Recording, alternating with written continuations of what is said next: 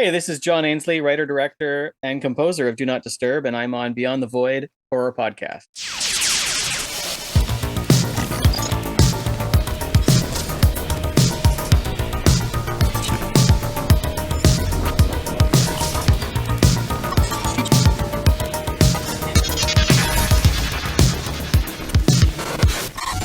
Welcome, John Ainslie. Thank you so much for coming on. John, I wrote John actually to let him know that I loved his new movie called Do Not Disturb, which is not the 2023 movie, but the 2022 film from Canada. And you do not want to watch. Well, it's not that you don't want to watch the other one, but it is easily to confuse. How do you feel about that other movie, John? Well, I mean, it's clearly not the only Do Not Disturb. It's funny because I knew the release was coming up, and then I saw that one pop up on Netflix. I was like, what are the chances? Right. But there's also a film that came out in 2021 called what is it? Secure and what is it? Rest and Play. It was called Do Not Disturb through the festivals, and then they changed it on release. Oh, I think I know which one you're talking about. I saw it in the Google search. What is it called? And then there's also like a Do Not Disturb film from back in the 50s. Yeah.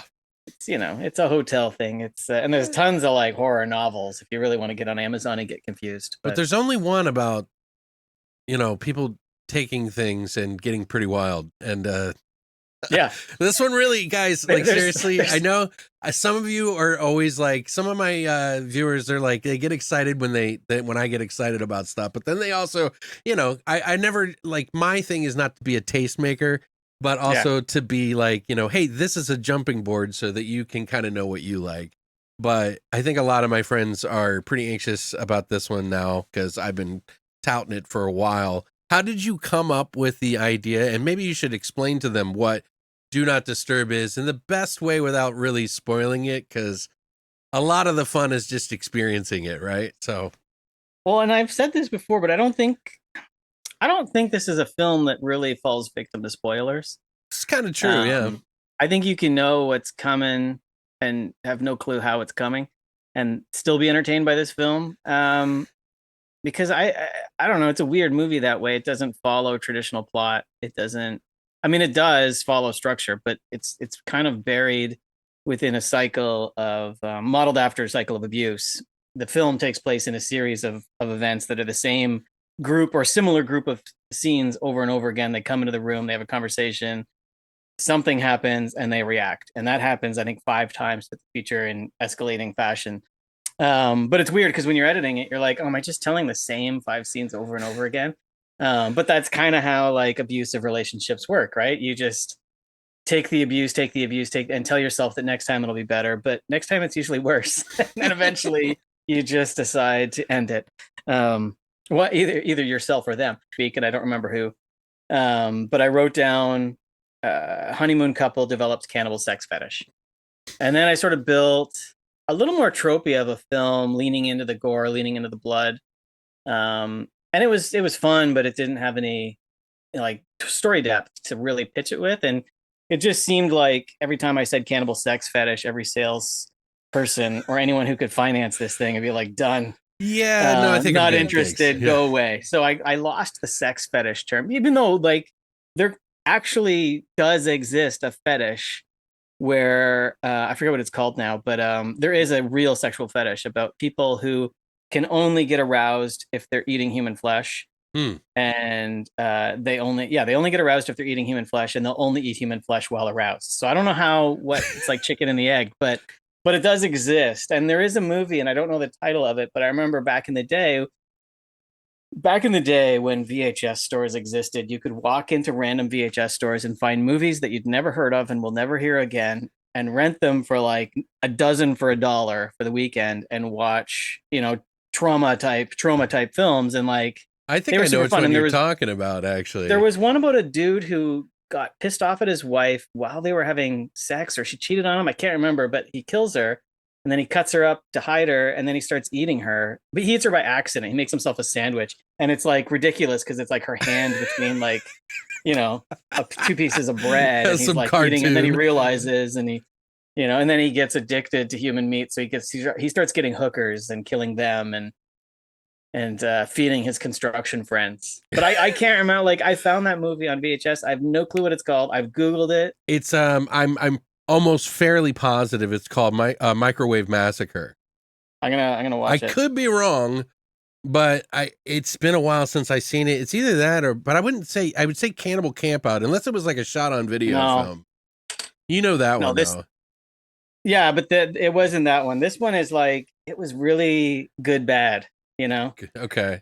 And I think horror, B horror, is the only world where you can say good bad. Yeah, it's true. Terribly good, as also call it Yeah, too. exactly. It's a unique genre in that way where it's like it's so bad that it's good. And I don't know quite how to master that line, but I kind of played with that world in Jack Brooks. But anyways, Do Not Disturb. As I worked on it, I kind of reflected on some past relationships and thought like, of course, first I examined the people I didn't like and how they treated me, and then I started thinking about like, oh, how did I treat them, and how did I? So that's where Jack came from, was a lot of like exaggerated versions of things I've said or behaved or whatever, and sort of wrote them in, and then imagined like how would I want if I was if I was with someone who was respected me, how would they have reacted or vice versa, and sort of built Chloe off of that. And Chloe was a hard character to like. Chloe was a very difficult character to craft because we didn't want her to be too soft. We didn't want her to be too aggressive. We didn't know because she has to become who she becomes. Sure. And you didn't want her to be that kind of like mousy, because at first it's like, I don't want to do drugs. And in the script, it read like she was some kind of like church girl who never touched drugs and was like an ad for Mad or whatever Mad version of drugs is. So it was like a balance there to figure that out. And we found it. And ultimately, Kim has kind of put her stamp on that. Oh my God. Yeah. There was a lot of nuance in her character, and I think both of them really did a very fantastic job, but I think she had probably the heavier load a little bit, because there's Yeah. such a big transformation for her, Yeah, it's interesting. And she's so natural, like doing the most bizarre things in this script. And she's doing it and making it feel really natural and normal, which I think is a hard thing to do. And I think, especially as a performance, to make that weirdness feel real. And Jack, I mean, he worked too. It's funny because it's totally a different experience. But for Jack, it's like Rogan had to figure out what level of douchebag this guy had to be. And he couldn't come off a little too douchebaggy because then he's just an asshole that you want to die 20 seconds in, which he's not far from, but he rides that line pretty well because he's still got a little bit of charm, but he's a jerk. And then you got to believe that she saw something in him at some point. Immediately, my first reaction was like, oh no, not this guy. But we all know these guys. Right, exactly. So I was like, oh man. But then there was more to him, and I was like, okay, I can kind of see where their relationship is. Yeah. Yeah, and you grow you don't grow together is the problem with them. But no, for him it was like, as a human being, just acting in such an unsupportive way, I think was a challenge for him at first. Because it goes against all his instincts. He's not that guy. Like, and I remember on the beach that one day after we came back from our break, like we didn't shoot for 2-3 weeks before we did the Miami stuff. And when she's talking about opening up there's two scenes when she talks about opening up her yoga studio. On his first run through on the rehearsal, I think he was really supportive. Like you could just feel the support, even though the dialogue was not. It's like you could feel him. I'm like, dude, no, like you're a dick. Like you can't. And even when he's like, that scene before they go into Wendy and Wayne's room, he was kind of delivering that like protective of her. And I'm like, no, you're confrontational. Like you gotta like. So it was for him. It was like we landed on man-child, and he acts like basically a 6-year-old through the whole film. And that kind of worked. So it's a different thing. Whereas I think Kim's performance was a little more, I don't know, sophisticated in a sense of like leaning gently into this agency that she finds. So, well, so do you now? I gotta ask, because a lot of this movie was like, I don't want to say triggering for me, but it was like, it reminded me of some pretty bad relationships that I've had, and just how like you just, for some reason, even though it's not supposed to happen, you hang on to it. I mean, do you have any personal experience with this kind of bad relationship where you've been in one where you're like, well, I shouldn't be here, but I'm still staying. I don't know why. Yeah, for sure. I mean, I think we all do. And there's a couple, but I mean, there's stuff in like, and I'm not like a victim in any regard in these relationships. I mean, they're bad from both of our, I mean, I Sure. contributed to the negativity just as much. But I do think it's fascinating how like when you're with someone for a period of time, and even though you don't love them or you grow out of love or you just know it's wrong, there's something about pride or comfort that re- like prevents you from leaving Yeah. in a weird way. And I don't know what that is. And then you start doing stupid things to sabotage the relationship, but then you don't want to lose it. So then you apologize and you're just like doing this. And it's like a weird cycle of human behavior where you're conscious of how stupid you are, but you do it anyways. Yeah. And love is a weird thing that way. So It really is. I mean, I remember when not going to go into a story, by the way, but I want names. yeah, this girl by the name of no, I remember I was like done with relationships, and I was just like, you know what? I'm not even going to blame them anymore. It's been my fault the whole time. I'm a terrible person to be in a relationship with. That's just what it is. And then Yeah. as soon as I did, that's when I met my girlfriend, and we've been together happily. Like I've the best relationship I've ever had. I So think you got to do that though. You got to realize like you're also like, you're not the victim, right. and that's kind of half of it. Cause and that started with a short relationship. I had someone who was like, I remember I didn't want to be in the relationship and I treated them very poorly. Yeah. And I was young. And after like 2 weeks of treating them very poorly, I remember she said to me like, "Oh, you're the nicest guy I've ever dated." And I thought like, who the fuck have you dated for me to be the nicest person? I've never treated anyone worse than I've treated you. Oh And I man. mean, there's a limit. Like I wasn't like a total asshole, but I wasn't Sure. nice. And I thought in my head, I was like, this is a damaged human being. I got to get out. And I remember like, I got to run. I don't know what's going on, but I got to get away from this. And it's Yeah. sort of like changed my perspective on everything after that. But That's interesting. Yeah. Like I think what John's trying to say is find yourself a cannibal. I think that's yeah. uh, one that you can eat, love. originally my tagline was eat or be eaten at one point. But Eat or be eaten. That's a pretty good one too. I like both of them, honestly. yeah, Like the women who designed the poster came up with love is all consuming, and I quite liked it. that's really, yeah, that's the one for sure. So yeah. Now you have done a lot of things on this movie, and you are not just the director, but the writer, and you also are, and as you can see behind him, he's got some musical instruments. So he has some musical stuff, which we briefly talked about before we went live here, guys. But Yeah. you want to tell us a little bit about your history in music and maybe what you provided here for the movie? Yeah, well, I mean, it was never my idea to compose on the film or a film or any film for that matter in my life. I never thought it would be possible. I play guitar well, but not because I have any talent or skill, but because I've been playing for 25 years. So eventually, when you play every day for 25 years, you can play. So never give up, boys and girls. You may never have talent, but you can be good. I don't know if that's a PSA or not. Anyways, yeah. So then, when it came time, I usually work, or I have worked in the past on my shorts and my first feature with the composer named Jeff Morrow, who's really great. But he wasn't available. He was booked on like 5 different things, and my deadline just didn't allow me to wait. So I was like, all right, we got to find a new composer. And while we were kind of searching, I started playing around with synths and GarageBand and just creating. And my original goal was just to create sounds and tones to give like a vibe board for whoever we hired as a composer. And then I started liking it, and then I started thinking like, oh, you're just being like an egotistical director. Like you can't like your own shit. So I was like, well, this isn't gonna. I didn't like. I really fought it, and then after like a week or so, I remember because I was doing it while we were editing, and after a week or so, I played some stuff by another composer against my stuff for I think two producers, my editor, and someone else, and I didn't tell them which one was which, and they all Ah, went unanimously with mine. So I was like, okay, I'm not just being an egotist here. And then we used mine, so it was great.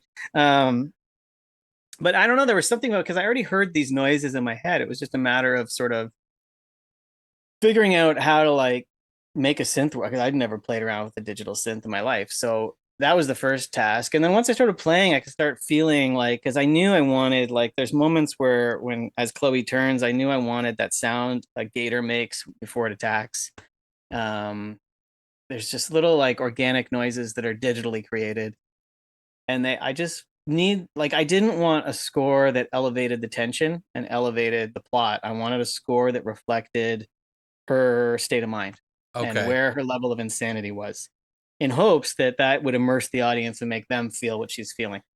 I think The Shining is a movie that did that. Okay. Yeah. All right. See what you mean. Um, yeah, The Shining, because it's weird because the score is not really related to the action on screen. It's related to what's going on in Jack's mind in that, and that's kind of where I wanted to go with Chloe. Um, so it was from that point, it's like there's no percussion, there's no real music, it's just sounds, right? And you're creating like layers and layers of sounds that evoke or hopefully evoke the right emotion in a viewer and immerse them into the movie. So once I started fooling around with that, I was happy with where I got. It was like it was frustrating because it was like the whole learning curve. And then moving from GarageBand to Logic was another stage. It was Oh, quite easy, but you know, when you don't know Logic, you're and you got to deliver in 3 weeks. You got like you got to learn quick. I've used So, Logic. I ended up using something else now, but yeah, it can well, be difficult to I switch the started on complete program. GarageBand.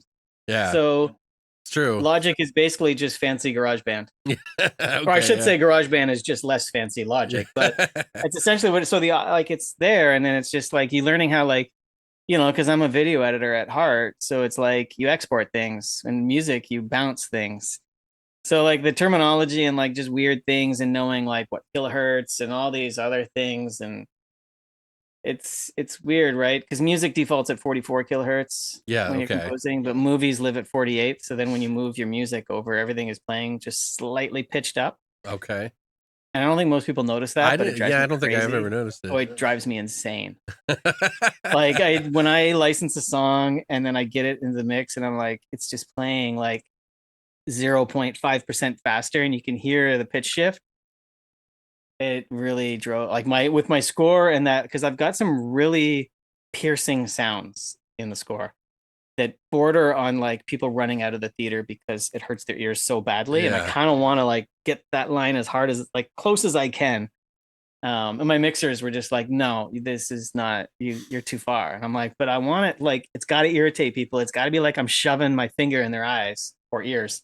And he's like, well, yeah, but you don't want them to leave the theater. And I was like, yeah, but we got to find that line of like the right piercing.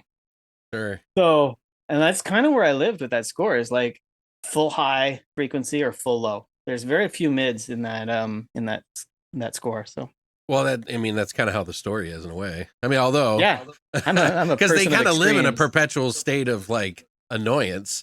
So you're already past the midway mark. Midway would be like Yeah, to get Zen, irritated. right? I guess. I mean, that kind of came from like my cinematographer Scott McIntyre. Him and I's last film, different films, but him and I both of our. I guess mine's a sublet, and his was another film. Sure. But he were both like happy with them, but at the same time, we are like played them safe because it was his first feature that he had been a cinematographer on, and my first feature as a director. And we both went into it being like, let's do this right. And we're totally separate people at this point in different movies, but we were just both approached them with like, let's do this as good as we can and like do simple things really well rather than doing challenging things badly. And then on this Do Not Disturb, we were like unsatisfied with playing it safe. So it's like him and I just agreed when it came to like shots or decisions of any nature, it would just be like, what is the most extreme version of what we can do? And let's consider that first and work our way down to the appropriate thing. So Well, when I I kind of first took that wrote into the you, score. you were like, because I told you, I said like the vibe of this movie like tripped me out, and I felt like I was like tripping, Yeah. and you were like, good, that's exactly what I was Yeah. hoping for. But it's like, how do you craft a vibe when you're going into something like this? Because I mean, I have not seen Sublet, so I can't speak for its vibe or anything like that. But I mean, I would. This one seems like it's really vibe heavy for me. Like, and I don't know if it's just because some things just get me engrossed, and maybe it was the bad relationship thing that just trapped me in there, Yeah. or. But it all You seemed to need work. Yeah, and I mean it's I think for me it's committing to whatever you're going to commit to because it's not going to work for everyone. And for the Yeah. people it's not going to work for, don't worry about it. I don't care about them. They're happy. They can go watch whatever movies they want to watch and they can rate mine a 1 star and move on. I'm fine with that. I'm not here to like please everyone. And Right. I don't think people should be. Just like what is go for your shit. And like I'm a big fan of tone and creating that vibe. And Sublet does have a thick kind of atmospheric tone to it when you feel it, and a lot of that is in the score and the way we shot it. But it's like this one, I really wanted people who have done psychedelics, even recreationally or a lot, or not at all. But if you've done them, it's like halfway through the film, I wanted you to like sort of flash back into that feeling. And then I also wanted, I don't know if I've done this, but I've heard a lot of people have told me, they're like, man, after that dance sequence, I felt like I was on Oh yeah. ecstasy, and I felt like I was back in the club, and I felt hungover, and I felt like my heart was racing. And that's kind of where I love, like, I think the film should be an experience more than just a film. And that's very difficult in the day of people like, like we screened in a theater one day, and there was a girl, I think she spent most of the second act stare on TikTok. And I was just watching. And it was funny because my wife, she was sitting next to my wife produced the film, and she it was killing her. And I'm like, what are you gonna do? Like, you can't, like, I can't tilt her head up and make her engrossed. It's not her thing. But the funny thing is she was really involved in act one and act three. So I don't know what, I'd love to pick her brain about what she thought the story was or what. But no, back to my, it's just like, yeah, I want an immersive experience. I loved your comment about like a punch to the gut and a punch to the brain, Right. because it's really what I want. That's the goal. And if you watch in the theater with the surround sound, and like a lot of Jack's dialogue is directional. Sure. Yeah. So, during that trip stage, it's like the I'm normal comes from behind, and everyone in the theater kind of looks, and it's fun because it really pulls you out. And then when she reveals that it's nighttime and not day, it really kind of messes you up, because Yeah. now you're like, oh, everything I've watched was a lie. I don't know Yeah. what to believe anymore. And that's the goal, because it's like, it's a weird movie because, I mean, in no way is it not a horror film, but there is no real blood for the first hour, Right. which in this day and age is a very difficult thing to do. And I It's a remember big like ask. really being afraid of that. Yeah. And and I've taught, I mean, and then you read some, there are some gore hounds, and they're going to fast forward, and that's their thing. And that's fine. I like, if that's what you want out of the film, take it. But it's just something you got to deal with, because that's the world I live in. And I've kind of had that comment by a small group of people on, I think, all my movies is, oh, too much character, too much story, not enough blood. And I'm like, okay, but I mean, there's two reasons for that. One is it's kind of not who I am. I kind of like immersing you before I get you bloody. Um, and then the other is I simply don't have the budgets to do wall to wall blood. But So I don't think it was. There was nuggets of like funny things that happened through it, because I was saying in my review, like the movie disarms you because it makes you feel like it's this one movie, yeah, and then by the end you're like, holy shit! Like, okay, whoa, what did I just buy into here? Like going into a Japanese steakhouse, and then you come out and you're like, in some other place, you're like, what's going on? yeah, it's true. Well, no, and I mean, that's the idea, is to lull you into a safe space and then poke you and Yeah. realize, and then you realize you're not safe. And it gets fun. I remember, because yeah, there's been a few people at the premiere who were just like, you can hear it, you can feel the audience just like exhausted at a certain point. And it Right. kind of, and even I remember the Sublet after its premiere, that audience was kind of stunned. And it took a few minutes, like the Q&A, I could see eyes just being like, what the hell did I just watch? And then you hear like, I don't know, this grown man, he was like 45 maybe, but he screamed like a 7-year-old girl in the middle of a scene. And I was like, the best moment of my career was to hear that sound, because it's like the worst sound you could come out of a grown man's mouth. And and it wasn't even that scary. It was just like, I don't know what it was about that moment that made him jump out of his seat and yelp. But that I love, like, that's the, like, aside from being on set, which is my favorite part of this process, watching the audience react is is the second favorite for sure. I Oh, mean, I even not bet. even to my films. Like I remember the Texas Chainsaw Massacre, and when it came like a digital revival or something, the woman next to me, it's like typical suburban person, and just eating popcorn, and then Leatherface jumps out and slices the wheelchair guy in half, and she threw popcorn over everyone. Like she lost the whole thing, like and screamed, and the whole audience yelped. And That kind of shit I love. Like Blair Yeah. Witch did that too. Like I remember Blair Witch and all Oh these yeah. guys coming in really brave and then they're like laughing because it's stupid. And That's then not about like the real. midway part, their laughs are become like less confident and nervous and protective and like and then when you're walking out of the theater, all of them are like, is that real? I can't believe their parents let them show this. And like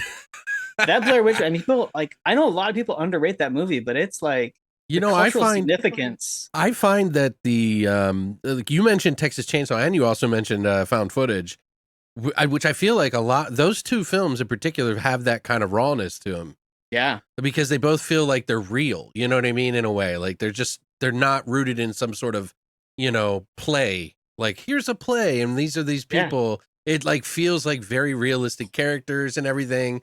Like the one of the characters is one of the most annoying characters in all of history in Texas Chainsaw. But kids these days they'll say, "Oh, Blair Witch is nothing," and I'm like, "Yeah, but if you were there Yeah. when it That happened, it's a completely different story." Like Texas Chainsaw, if you were there, so I still think Texas Chainsaw works on all levels. And I know the beginning might be tough for today's audience to get through when they're hitchhiking and they pick up the dude. He's right, really weird for today's standards, but once you get into it, that movie, the way it's like it's raw and like the French Connection has that sort of docu feel where sure, you feel like you're and I love that style. I do that in Do Not Disturb too. There's a tendency to get on a dolly a little bit, but we did a lot of handheld and it's like there's a lot of stylish shots on the push-ins and this and that, but when they get dramatic, we're always handheld and it feels like you're just watching a cops episode of Cops because it's like that's what I kind of want is like, the oh, action, this shit yeah, is real, right? yeah, And when they argue that, I always find that kind of like sells it in a weird way or okay, commits the audience. yeah, I don't no, like whole movies that are found footage. I mean, I love found footage, but I don't like watching a whole movie that's just handheld for the sake of handheld. And it's like there's no thought behind why we're aiming a camera here or there. And I don't like that, but I do find that good handheld is used less and less these days. And for me, everyone's like, oh, handhelds for like documentaries and like whatever. And I'm like, Schindler's List was 90% handheld. Like yeah, that's not a, don't like Spielberg knows what he's doing and it's yeah. for a reason because you buy into that reality if you do it well. So It's a subconscious thing too. I think for most people, they don't realize yeah. that's actually happening. And also I think we're living what worries me is we've got iPhones that are very like, if you pick up a GoPro or an iPhone, it's almost hard to get a shake nowadays. Oh yeah, that's right. So Because they got the stabilization the and everything in stabilize, it. yeah, Yeah. it's a totally different world and people are getting used to like steady cam quality footage on their child's fourth birthday. So when I All come you along need, with like camera shaking, yeah, they're you like, just what are you need one of doing? those sort of like gyrosphere style like phones or whatever. You don't even Yeah, need those anymore, really. not anymore. No, Yeah. I and for a while I was like, man, I have a steady hand, and I was like, oh right, there's an image stabilizer. I was thinking about one of your scenes, by the way, is the dance scene, the like where they go to the thing, and I was like, if I was in that situation, there is no way I would be going out in public like that. There is just no way. But then he convinces himself, and he's just like, if anybody's ever experienced these kind of things, you go through these waves of Yeah, yeah. doubt and self and like confidence. So it's like the rationalization behind it comes in and goes. Like you might be scared 1 second and then happy the next. So you just don't know. But when they get there, it kind of reminded me because there's some things happening in there. I won't spoil it too much. We can get into spoilers here in a second, but um they it kind of reminded me of Jacob's Ladder a little bit when they had Okay. that party scene. You know what I'm talking about? Yeah, And she yeah. I didn't think about it, but totally now I can visualize that. because The there's strobe elements of lights. things of cheating and things going on in there as well. Yeah. And that was in his mind Yeah, it's and funny. I didn't even think about that one. I thought about like we really talked about the club scenes in Under the Skin oh yeah. and Morven Collar. Okay, I don't know. Oh, I don't know Samantha if I've seen that Morton. one. That's a great film. It's I mean it's not a horror at all, but it's Lynn Ramsey's second feature, I think. Okay. But yeah, it's about a girl who's dating a novelist and he commits suicide, so she just takes his name off the cover page and puts her name. Oh And wow. then she has to and then she goes on vacation and it ends up being like a huge they want to publish it, but she doesn't know how to talk to people. It's really fun. There's a great and that's a great movie for cutting up a body. There's a great body cutting scene in Oh that my like God. Yeah. Wait, what yeah. is that? What is it called again? Morven Collar, and I could be pronouncing it wrong. I think it's a Welsh title, Oh, or so it's Irish. got I'm like not an sure, but umlaut or something.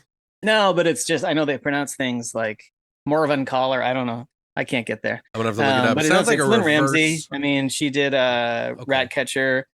You Were Never Here. She's great. She's like amazing. Let's It talk sounds about like the Kevin, or reverse. we need to talk about Kevin. You know that Bobcat Goldthwait did a Yeah, movie called I Greatest hardly ever hear him Dad. referenced as all. So that's Yeah, awesome. it's crazy because like he did a movie that was about a father who lost his son, and everybody gave his son attention, but not him. He was a writer, so then he writes a Oh, okay. Yes, diary I've for heard his this. You're dead right. son, That's right. and then gets famous through his dead son. What the hell? That was like a comedy though, His right? greatest, In the 80s? world's greatest dad. Oh yeah. One of the greatest dark I don't comedies think you'll I ever ever saw see. it, but I remember the trailer. Oh, that's a really great movie. Huh. Like fantastic film, but yeah. But that's Um, interesting. So you kind of maybe have subconsciously added things, that you didn't well, know. I mean, immediately, I mean, that club is not a club. That club is a dive bar in northern Canada, and we had 8 extras circling around. So if you watch it carefully, you'll see it's the Really? same group of people walking around.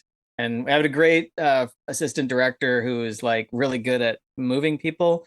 And Scott shifted the lights to make it look like she's going to the other side of the room. She's not going to another room. We just changed the color of the lights were on, and it's exactly. I mean, we never moved the camera. She's always pointing in the same direction. So, um, yeah. And then I think they change, like people change their tops sometimes or take their hat off, but it's the same group of That's people. crazy. Yeah, and Yeah, when and it is it's kind of a frenetic scene, so like there's a lot going on and like well, clubs are pricey to shoot in. Originally, I was like, oh, I'm just gonna take a GoPro and go into a real club and film. But no one ever likes that idea. Actors unions don't like it when you don't pay background. Producers don't like you going in and not getting releases from people. I mean, there's a million different reasons of why you can't do that. sure, yeah. So I figured it out. It's actually in the same location as the restaurant, the two restaurant scenes where they Oh, eat the yeah. So it's like literally in the background of the that one shot, you can see where we shot the club scene. It just we that's lit it great. differently. The Yeah, that was the magic of worst. cinema. Yeah. It was like getting rid of all the Canadian beer logos everywhere to like make it feel like Miami. Well, let me ask you this. So we're gonna get into some spoilers here. I feel like you guys, if you do, you want to give them some words, sell them on why they should see this movie, other than what I've told them, maybe, and then we'll get into the spoilers of it. I don't know. I'm not I just make the movies. I don't sell them, but All right. no, So I mean if you I mean people I think people who like movies that mess with you, um you know, a good amount of people always tell me that they've had dreams or nightmares following my movies, both the sublet and this one. Um, I so think if you I know, was if you one of like to them. go into that, yeah, I mean, you're either, I mean, my movies are really polarizing in the sense that I think like in the first half hour, you're either all in or you're all out, and that's fine. but, but that's the way it is, and it's just like they kind of demand your attention in a weird way. Although I think Do Not Disturb does a better job of like you don't really have to go all in to enjoy the surface story. I mean, there's depth there, but there is also just a fun surface story about a couple Sure. who are clubbing and then doing bad shit. So yeah, I mean, it can be watched both ways. I think. I hope, anyways. You never Stick know. around for I the have no end, perspective. guys. Stick around for the end, and I there's a great bunch of stuff that happens in the middle too. So don't let him fool you here. no, but like I wrote it for 8 years, and then I 8 years, wow, okay. shot it. Well, I didn't write it for 8 years, but I wrote it 8 years ago, or 8 to 10 years ago, the first draft. And you But said the you were current doing it version's while 8 years. listening to dubstep. Yeah. So that would Well, make that sense first because, like, in 8 years Yeah, ago, that club scene is that Nero remix is 2012. okay, It's Delta Heavy remix. I listened to that when I wrote that first scene, and I wrote the scene. I didn't write it exactly how it is right away, but within the rewrite, I wrote it to that music because you write it and then I drive around listening to that song on repeat about 1,000 times. Um, and then I wrote it to fit the music, and it like that whole music climbs, and I do that dolly thing. It's all, and I've even got somewhere, I don't know where it is, but I have something I cut together with pictures of the actors and stock footage that almost matches what's there. Nice. And then I'm going to get into spoilers here. Is that I built the whole thing, and then that music at the midpoint when it kind of breaks down and goes into like this club next door bassy feel, is when I wrote the bathroom scene. Okay. Right. And so the music changes and she's moving from the dance floor to the bathroom. And then with that, you really get deep is when she's underwater. And the only thing that really changed from how I originally wrote it to how I shot it was that I had to shoot in a pool because sharks feed in the ocean at night. And so they wouldn't let me put the actors in the ocean with the sharks. And my camera guy didn't want to stand in the shallow water and get eaten by a shark. But um, they aren't brave. So that was the only thing that changed. It became a pool, and the pool was even in my DP. It was funny because Scott was like, getting that her diving in was tough because we didn't realize how hard it is to stay underwater and not move. Because this camera is trying to float. You got the camera in like basically a fancy Ziploc bag, and it Okay. wants to float up. So you got weights, but you still have to like hold it, and it's like awkward. And when you go underwater, when you're shooting underwater, there's like, and it happened in the bathtub scene too. There's like air pockets that come out of your eyes and nose. Okay. And so you got to wait for those to settle. So you got like 20, 30 seconds. And then it's like, okay, rolling, blah, blah, blah. And then action. And then the actor's been underwater for almost a minute now. And now you got to do the scene. So that kind of stuff. And poor Scott was like, eventually he was like, just stand on my shoulders and hold me down. And if you feel me tap, I got to come up because I got no air. So we did that like I think 6, 7 times, and it was always like he was coming up right before we got the shot. And then the last time he says I did it intentionally, but the truth is like her wave made me fall backwards. So I leaned forward and then I felt him tap, but my momentum was shifting forward, so I couldn't get off of him. Um, but the good thing about Scott is that he didn't panic. He kept the shot. So regardless of the fact that he thought he was dying, his last breath might have This will just be been my best getting the shot shot. He ever. got the shot no matter what. Yeah. And then he came up and was like, "Oh, I thought you were like holding me down to get the shot. We got it." I'm like, "Do another." He's like, "No." Speaking of water, one of my favorite things that you did in the movie, and I'm kind of curious if you had this in the story, was the heart that you made around the pieces when they drop them in the in the water. You No, did that's the jet skis, or I love that. That was so great. that was I mean, I couldn't afford to do drone shots of like jet skiing. So I went on I think Adobe Images eventually, and when I saw that shot, I was like, I don't care what it costs, that shot is in the movie. Yeah. And then our colorist added the blood because originally it was just the heart Yeah. in there, and then That's we added the awesome. blood in post. So yeah, that shot was just a gimme. It was like we That's have still, to use hey, it that. works. And then it's weird It's because perfect. the other stock footage was like there's a shot of that white I don't know what the bay, the Biscayne, when they're coming out, and there's an overhead shot of that, and I randomly found jet skis coming out, and the very first edit we made, we cut, and it was like, oh, it's right in front of the exact same white boat that is still there, and so it was like our footage matched perfect with this. Oh, that's great. Wow. Yeah, it was just random. So Yeah, yeah. I love the like there's a moment where they sort of team up in a way in the middle of the movie. And they Mm, kind of give into each other's nature a little bit. And then he still thinks he's in control. It's like yeah. that whole machismo thing or whatever. And then he realizes that she's now in control, and I love that aspect because it's like she's not dealing with this shit anymore. He's kind of scared of her. Yeah. He's That was like, he's great. terrified. And she's got that line of like, I've wasted too much of my life with you. So Yeah. she's not gonna give up. She's like gonna make him, commit, and it's gonna work. Yeah. And then there's a great scene, I think, I don't know if it's later or no, it precedes that, where he can't cut up the bodies. Yes. 'Cause Yeah. he can't deal with the smell and the grossness. And there's that exchange of like the knife for the sponge, which is Right. like, traditional role, the gender roles and that kind of fun That's stuff. cool. So So you put that in yeah. there. Yeah. I Yeah, it was like a nice little handoff. It's the only close up in the movie, I think. okay. I don't do inserts. Like I don't do a lot of inserts, and I think that was the only one. I'm like, we need an insert on this knife and the sponge. And I think that, oh, and when she pulls the knife out, there's an insert on that too, because I want the blood. But yeah, and then that, and then also in that scene, if you watch again, which you should, Mm-hmm. the Well, I want to buy the it's Blu-ray if it's we get it's one. he. I don't know if we have a Blu-ray. We got a DVD, but I don't know if they're gonna like Blu-ray. Kind of is dying in a weird way because people are too cheap to buy Blu-rays and they're buying DVDs again. Yeah.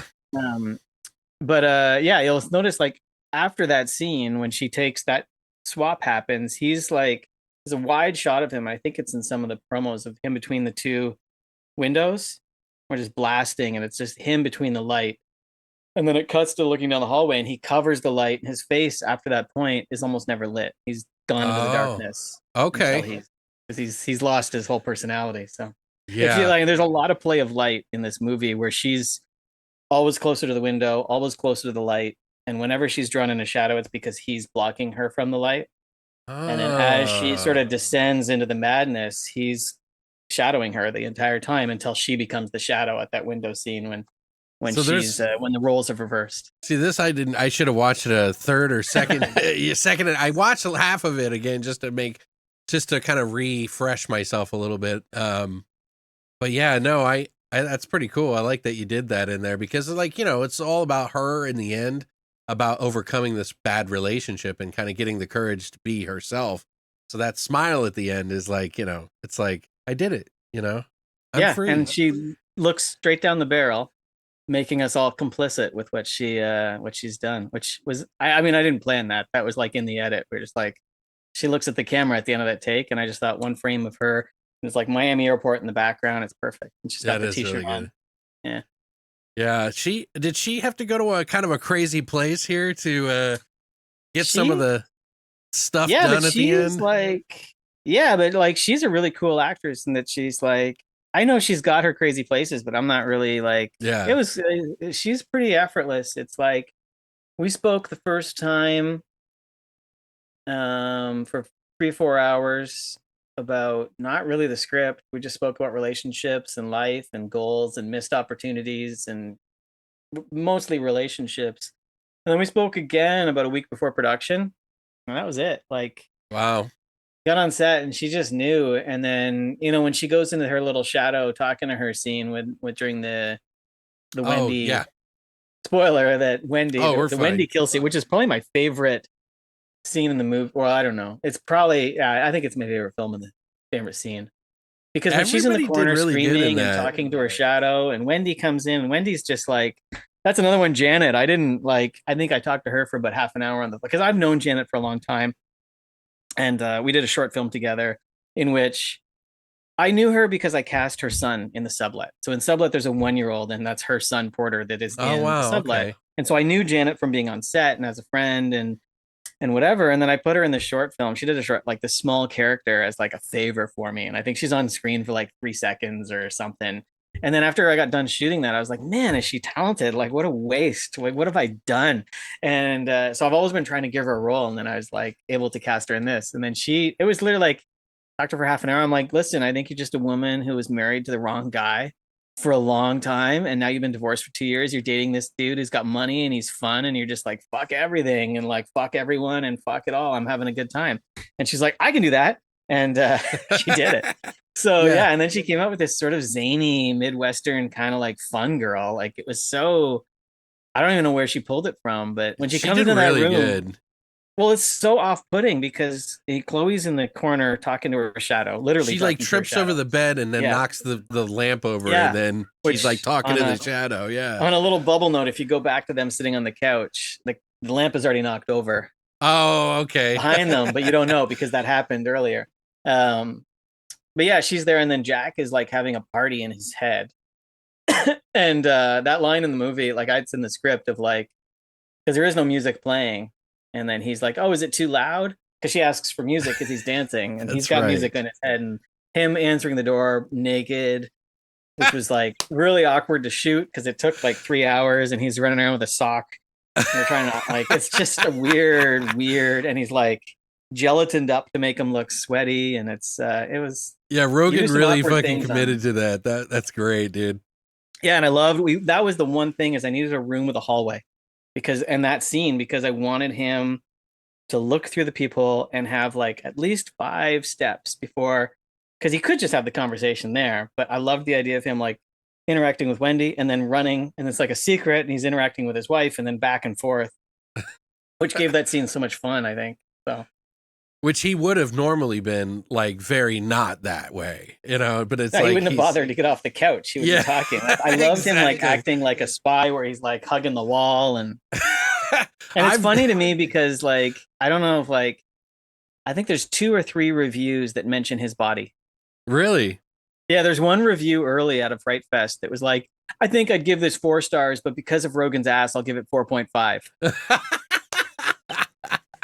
And then there's another like, and another one ends with them like, an actor Rogan kudos on the body, and I'm like, what movie has like no one mentions the woman, everyone's right? Like Yeah, that the is dude's body, and it's like there's no female. Oh, there is, I guess, a little bit of female nudity, but there's like a lot of male butt. It's funny, the unique film in that regard, but it does throw like, and going back to that thing of like how many young men have come up to me and like, I can't watch this movie with my fiance because she's just gonna leave me. I'm too much like Jack. So me and my girlfriend have a running joke with each other. Whenever there's like a nude scene or something like that, I'll be like, see, this is where the movie gets good, And so if she saw this with me, which she didn't get to watch it with me, but we're gonna watch it together, she's gonna be like, see, this is where the movie gets good. Yeah. I'm be like, hey, now, Rogan's a nice gentleman. Yeah, there's that scene is really, I love that scene, and then what I did with the music in that scene is really fun too. But yeah, and then there's a nice edit out of that scene as well, back to the couch. So yeah, that's probably my favorite scene. Yeah, I think that's fine. I was not expecting the swinger party thing, really. To be honest, I really wasn't. It did not connect to my brain, and I know many people, you know what I mean? Like, but for some reason, they're having the girl talk, and then they come in, and then all of a sudden, I was like, "Holy shit!" But I guess that's how it happens, right? Well, I mean, there's that key word, and we worked on that word a lot of time at lunch when Wayne says, "Do you guys like to party?" Yeah. And it was like, what should he say there? And that was what we settled on. But that scene is the only scene that changed dramatically from script to shooting. Okay. And that was because we had someone on set get COVID. So we got shut down for 4 hours. So I lost 4 hours of my shoot day to start, which already changes the scene. But also we knew that someone on set had COVID. Right. So we were like, anyone could have COVID. So let's get rid of all the kissing. Let's limit the face-to-face interactions. And then of course, Christian, who plays Wayne on the very first take, made out with with Janet. And I was like, dude, COVID, remember? We were like not gonna kiss. He's like, I'm trying to sell it here, man. He's like, oh, right. I forgot. I just got into it. I'm like, yeah. So yeah, that changed. That scene really got rushed because of that. There was a little more to that scene in the script, and it's sort of like, I mean, it always started slow and then cut to the party in action, but that was a hard one. It was a hard one to put together because of that. Now, here's another question that some people probably will have if they've seen the movie yet, which you should have by now if you're in the spoiler section with us. But the red dust, what the hell is that? Oh, the pink, the Tusibi. Yeah. Oh, is that what it is? Okay. It's called Tusibi, yeah. It's so what is that for us, for me and everybody else? Because I don't know if I know that. Well, I've never done it and I can't afford it, but it's apparently like a luxury drug. That is TCB. No, Tusibi. Like, 2CB. So you can call it the letter 2CB. Okay. The number letter 2CB, or you spell it out like 2CB, TUCIBU. I can't remember if it's Brazilian or Colombian originally, but it's literally like a synthetic chemically designed cocaine. Oh. But 10 times stronger and like speed. Okay. So it just like, and it costs a fortune.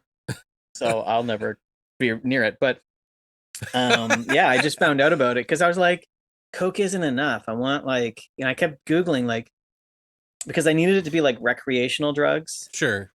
And stuff that they could just fall upon. Peyote was already, because originally I wrote the film taking place in Mexico. And originally there was this whole village of half-eaten people who worshipped this peyote. Because there is a strand of peyote called, I don't know what its actual name is, but they refer to it as devils. the devil's peyote, and it's like if you're a shaman or if you're into this, I mean, this is they won't touch that. It looks a lot like peyote, but it looks slightly different. And apparently, when tourists come like morons to farm this stuff on their own, that's the one they find and take, and Oh it fucks wow. them up. Yeah, like there's a story of a German man who woke up after a day or two, and he had eaten all of like skin, God, bone, muscle down this to the is bone real.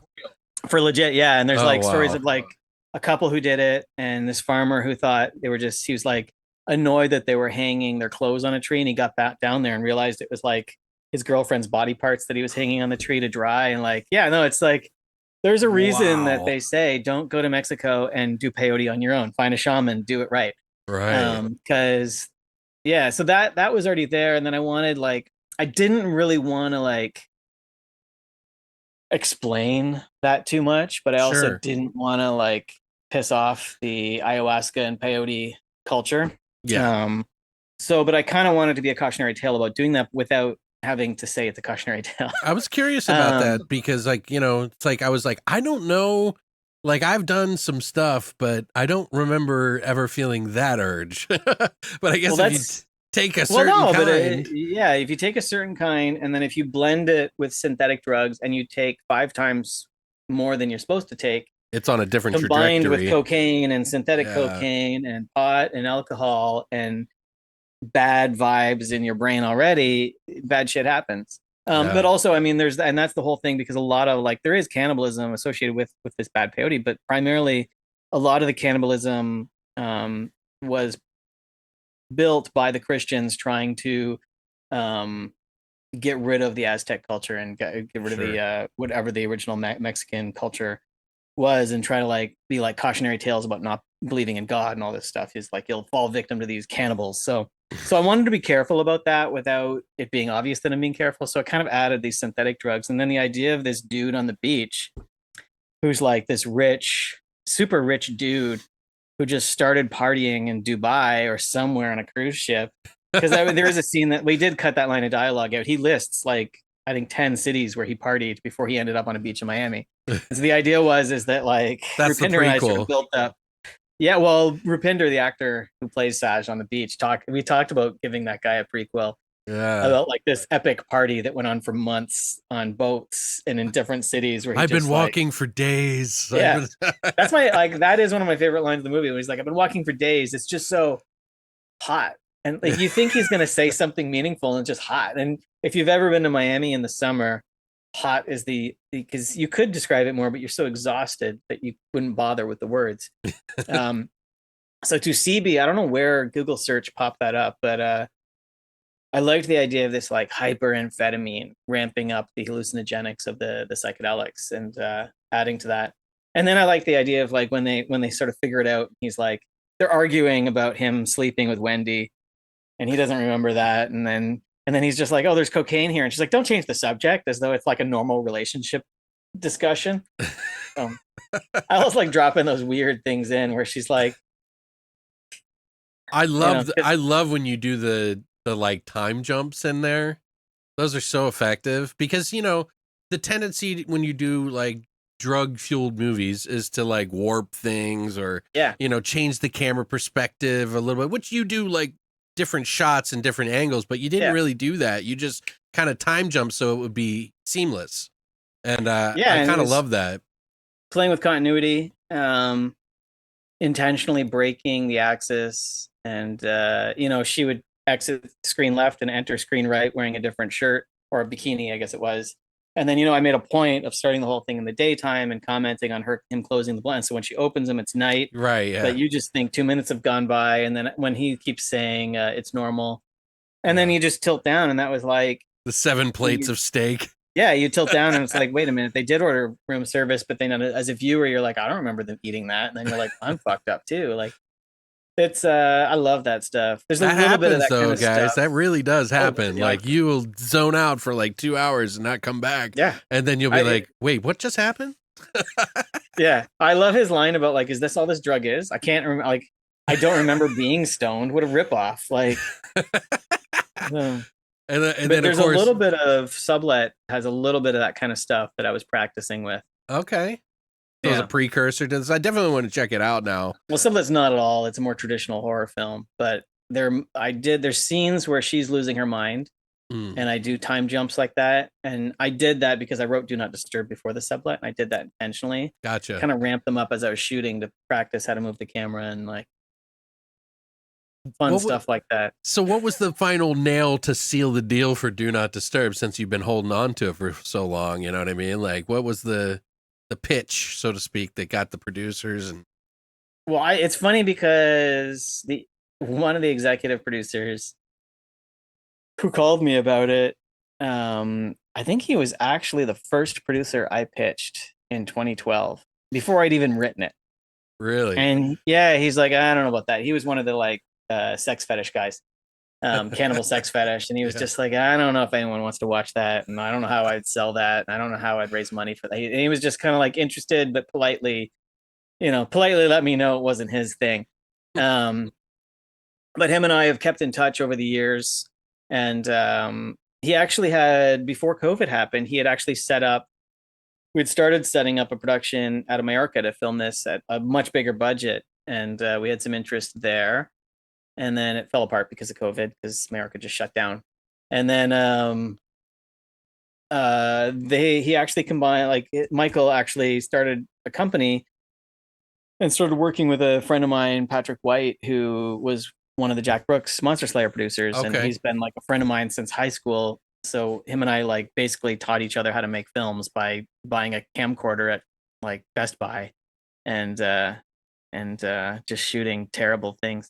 But they got better eventually. But yeah, so then it was just like, hey, we've got this budget and this situation. If you think you can like rewrite Do Not Disturb and make it doable for Do Not Disturb, and for this budget, then we won't give you any hassle. You get full creative freedom. We just like own it and go. And so I was like done. And then my wife was able to be the producer on set, and it was just like the perfect, because I do think Do Not Disturb wouldn't work in the same way at a bigger Sure. budget with name actors or even slight name actors that you like. The beauty of this film is that you don't have any baggage coming into it. It's good. That's a good point. Yeah. Like if it was whoever like in that lead role, it's like I don't know. And then there's like different things, because then you can't do the weird things that you do. And then you've got like managers and agents and producers who are like, I don't think you should do that. Because I mean, a lot of this in the script is stuff that you don't want to do. Um, but I did it in a way that I think was fine, right? Like I didn't shoot it.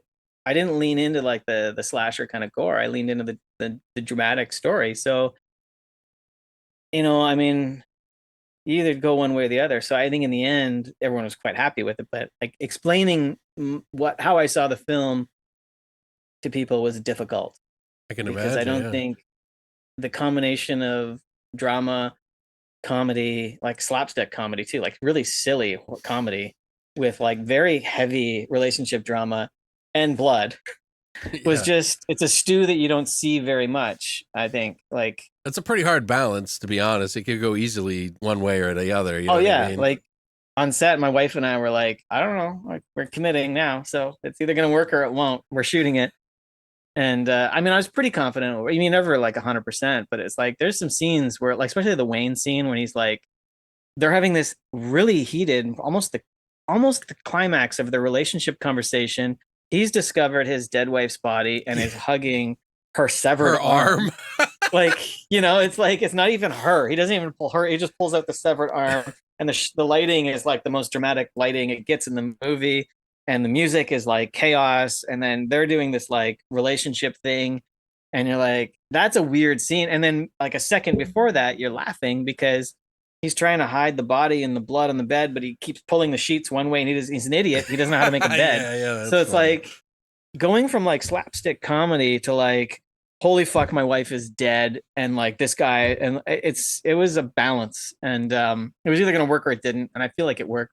um but it was scary. So that kind of shit, I think it's tough to do, and there's not a lot of like examples of that. Like there's Tarantino would be the closest, I think, with his like making shooting Marvin in the face comedy. Okay. Like that was a big that I mean that movie's just a huge influence on me and probably every filmmaker my age. Um, but no, that blend of comedy, he's pretty unique. I mean, Python kind of did that, but Python never went horror. They were always bloody comedy. Um, but I mean, I watched a lot of Monty Python as a kid, Oh, me so too. Yeah. it rubbed We're off, about you the know? same age too. So yeah, that was big back in the day for Yeah. TV.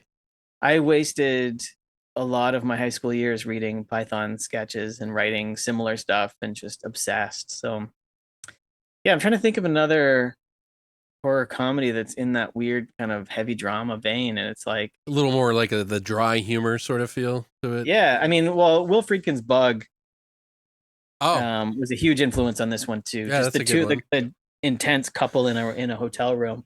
And I mean, it's not necessarily comedic, but there is stuff in there that is like, it's funny. Like Michael Shannon at times he's like terrifying, but he's also kind of comical and like the stuff Yeah. he's saying and actually Judd always stays straight, but like Harry Connick Jr. comes in and he's weird as fuck. Like it's a really cool movie. Yeah. I need to And rewatch it. I underrated. Like just bought it nobody's. recently. Oh really? I think it just got a new release too, but I got it on I loved DVD. that movie. Killer Joe is the film he came out with, right? Okay. That has that comedy, blood, fear, terror mix as well. It seems to be But coming. I tend to find this from a lot of Canadians actually, oh yeah, yeah, I really do. It's like that mix, and I think that's why because I love to be scared, but I also like to laugh a lot, yeah. and I think if you can mix the two, which is kind of scary because in this day and age, people need it one way or another. It's like they can't figure out both. For some reason, it's like they get divided by that. I don't know what it is, but I find that as a reviewer, Funny. people will if it has like a mixed thing, they sort of can't figure Yeah. out what it's supposed to be. You know what I Yeah, mean? there's Like been a couple. Yeah, I remember there's a couple things, and I think the Canadian Film Festival circuit didn't get it because I've really, got a couple comments that they were just like, "Oh, this you don't know what tone your movie is." And right. I'm like, "No, I do. It's just not the tone you want it to be. It's fine." But Some yeah, movies are made for you and sometimes they're not. Canada abjectly rejected this film. Really? Totally. Oh, the Americans and British leaned into it quite well. But They did Canada, Pontypool too. yeah, I'm filmmakers will like the film and have called me and said they like the film, but the festival circuit Right. fucking hated it all across the board. And I'm talking like there's a couple festivals that are not horror festivals that did like it. But they wanted levels of premieres that I couldn't give them and this and that. But they were very polite, or they just watched it and were like, "This doesn't work for my festival," but it was an awesome film, which was nice. But no, the other no, it was like They'll I come mean, we didn't around. play. They're We gonna come didn't play around. any Canadian film festivals for a Canadian. Well, it's funny because like I talked to the writer, God, I can't even think of it, Pontypool, and he was talking about how he was just Oh, so defeated. Starts with a B. I can't think of his name. Why am it's I not Bruce brain? McDonald. He directed it, Yeah, but Bruce McDonald directed it, yeah, but yeah, it was can't remember now. I know this too. I you know what? I'm literally gonna look anyway. it up because I feel stupid. It's always he's like one of my he's such a Yeah, unique yeah. individual, but it's just so funny how I forget it right at that moment. Always. uh That's how the brains work. Tony Burgess. That's what it Yes. is. But he was saying when his movie came out, everybody hated it. And it was just terrible. And then Yeah. they put it up on Netflix one time.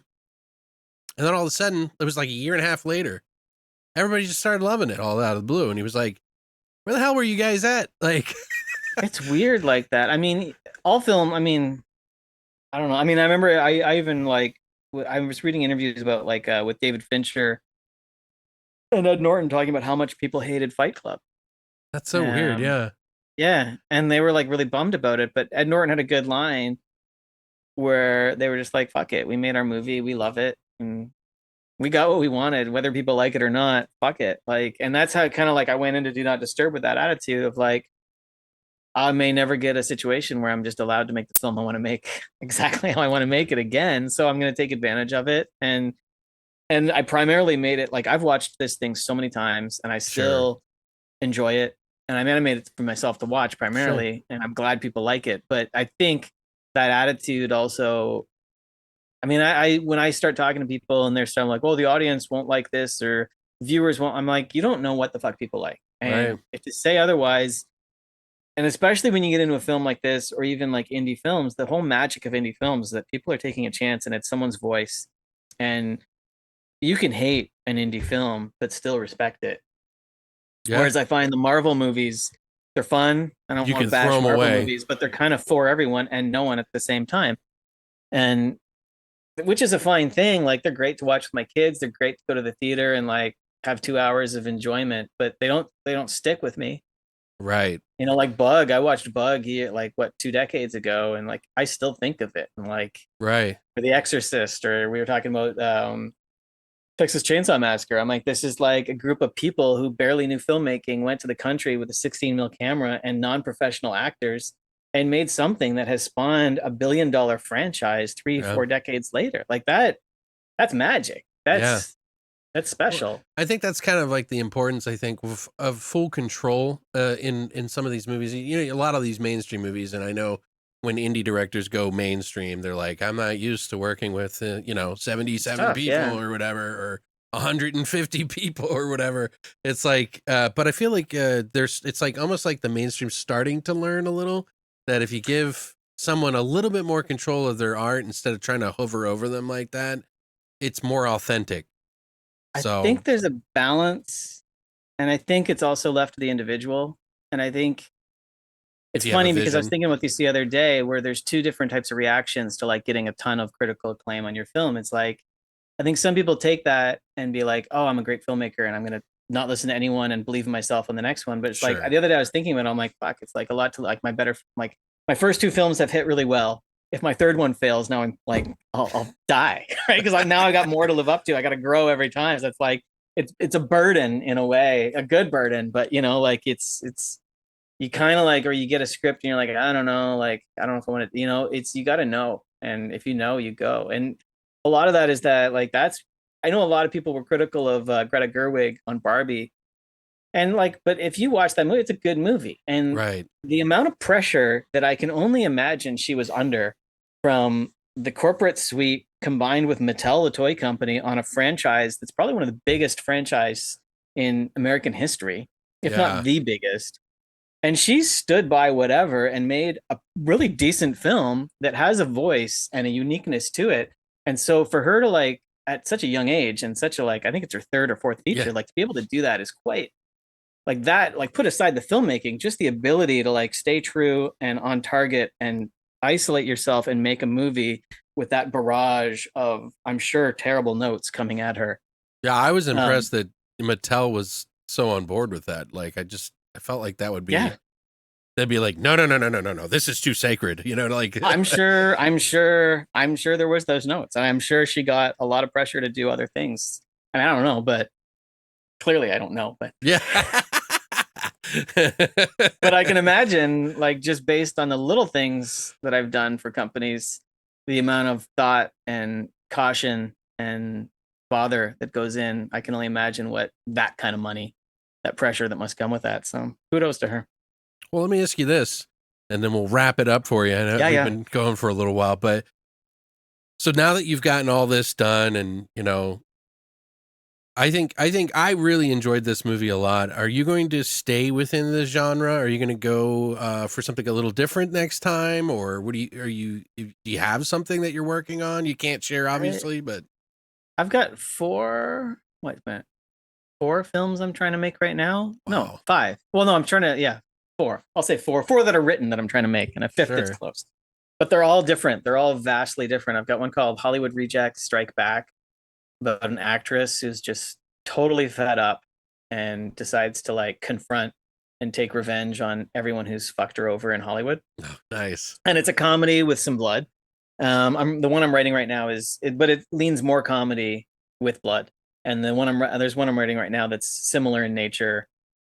And then I've got a straight out action thriller, which would be more in like the 70s style action hmm, western, modern western kind of thing. Yeah. I okay, mean, there's still moments that lean into the John Ainsley vibe of weirdness.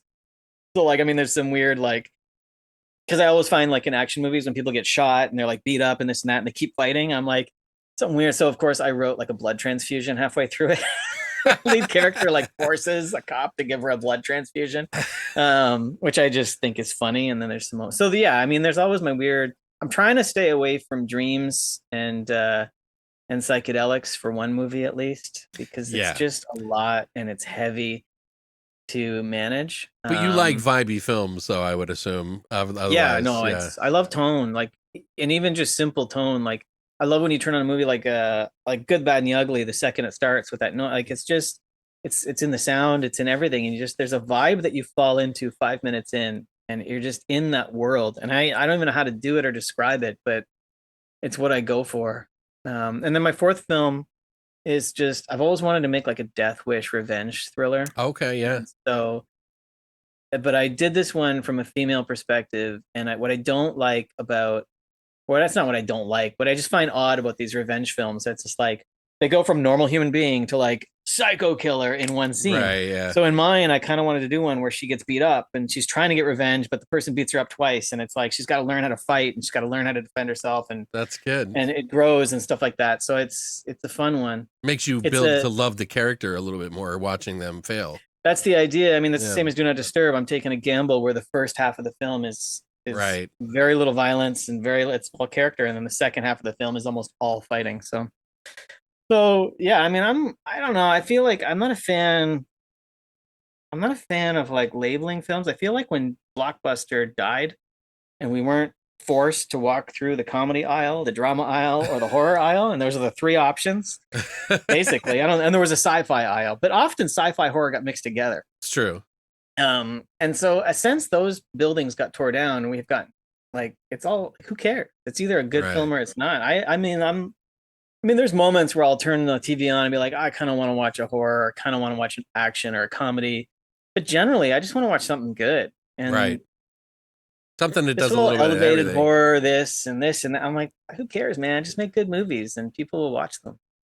No one cares. I mean, there are a lot of people who tell me like, I don't watch horror movies. I'm like, you don't even know what horror is. Right. Like you're thinking about like Friday the 13th, you're thinking about like Halloween, and you think all horror movies are like that. And it's like they haven't been like that since they were like that in the early 80s. Yeah, that's a little straightforward. It's changed a lot. Well, that's what I get asked a lot. Why do you work in horror? And I'm like, I don't know if I do. I just do horrific things. And horror is the only genre where you can get away with anything. It's true. The comedies have to be funny, dramas have to be dramatic. But the audience is a little bit more forgiving, yeah. And they're smarter. Yeah. And I don't mean smarter and like I mean cinema smarter. They understand cinema. They watch things outside of their genre. They know film history. Like, you get film, like horror fans will reference films from 1973 that nobody's heard of, and they'll reference like the production designer. Like they know shit. And I love that kind of like that audience, because you can't mess around and you can't lie to them and you can't cheat them. You got to make a good movie, and you got to like you can't fuck around. Yeah, I find they call you out, and it's like a lot of times, man, you feel like you're living life too hard. I do that on set when everyone's getting a little too happy. I'll just pull out my phone and go on my old movies or my friends' movies. I'll go on Amazon and go to the 1-star reviews and just read them to pass the time out loud on set. Because, like, guys, the reality check. This is what happens if we fuck up today. Yeah, got to do it good. Every moment's got to count. Well, I definitely feel like some people throw out ones a little too much, but they're fun. Yeah, but you know what? It is fun to read them though. Like I definitely. Oh my enjoy god. it. I'm gonna start on my Instagram once I get done with the good reviews. I'm gonna start putting my 1-stars, because I could care less about the 2-3 stars. It's like you never see them. It's all 1 or 5s, right? Like people care enough to go on Amazon and write for what looks like 10-15 minutes about how much they hated my movie. I've done something right. I've touched you in some way. Ordered a steak midway through watching. Will not eat again. No, I haven't got them. I've gotten none for Do Not Disturb yet, but the other movies, like some of them make me laugh so much. It's like, and I love the ones where they're just like, "What a waste of time! I'll never get this time of my life back." I'm like, no one forced you to watch it. You probably spent 30 minutes writing that too. The fact that you watched the whole movie, how bad could it possibly be? Well, I think the worst is probably when they haven't watched the whole movie. They 5 minutes in, turned it off, couldn't stand it. And it's like, oh well, why are you reviewing?